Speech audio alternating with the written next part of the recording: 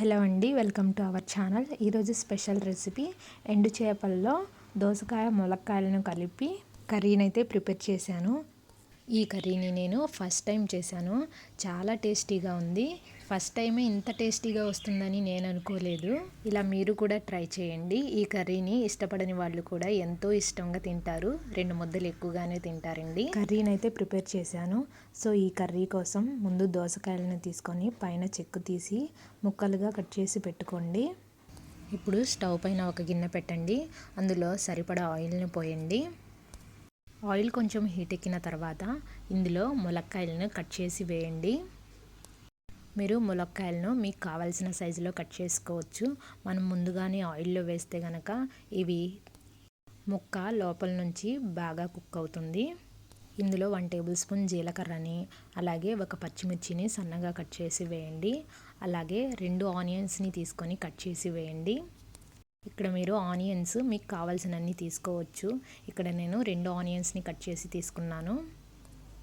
అలాగే ఇందులో 1/2 table spoon అల్లం వెల్లుల్లి పేస్ట్ను వేశాను. ఇప్పుడు స్పూన్ తోటి ఒకసారి కలపాలి. ఫ్లేమ్ని హై ఫ్లేమ్లో పెట్టకూడదు, మీడియం ఫ్లేమ్లో పెట్టి కుక్ చేయండి.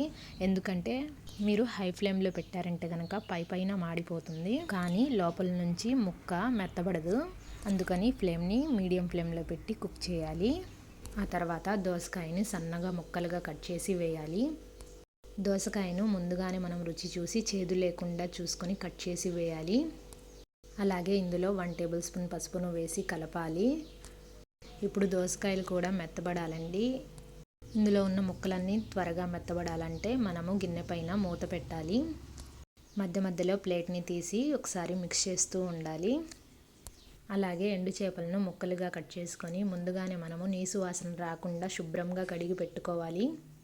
ఇలా కడిగి పెట్టుకున్న ఈ ఎండు చేపల ముక్కలను ఇందులో వేయాలి.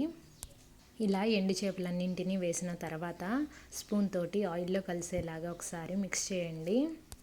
ఇలా మిక్స్ చేసిన తర్వాత గిన్నె పైన మూత పెట్టాలి. ఎండు చేపలు త్వరగానే కుక్ అవుతాయండి. అందుకే నేను కర్రీ 50% ఉడికిన తర్వాత వేశాను. ఆ తర్వాత మనము రుచికి సరిపడా సాల్ట్ను వేసుకోవాలి. సాల్ట్ని వేసిన తర్వాత సాల్ట్ మొత్తం ఇందులో కలిసేలాగా ఒకసారి స్పూన్ తోటి మిక్స్ చేయాలి. ఆ తర్వాత మనము ఇందులో రుచికి సరిపడా కారంను వేయాలి. ఇక్కడ నేను 2 టేబుల్ స్పూన్స్ కారంను వేశాను. కారం వేసిన తర్వాత ఒకసారి స్పూన్ తోటి మిక్స్ చేయాలి.